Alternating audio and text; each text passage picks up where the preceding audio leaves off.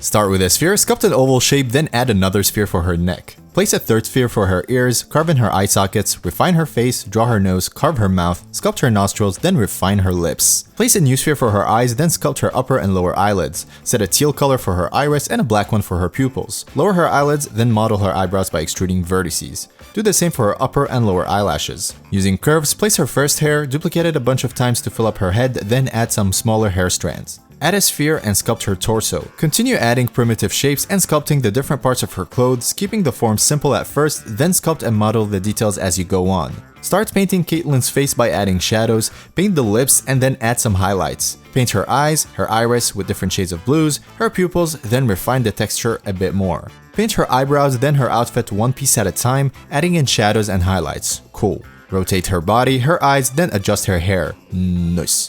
Add in some lights and appreciate your work. You are beautiful.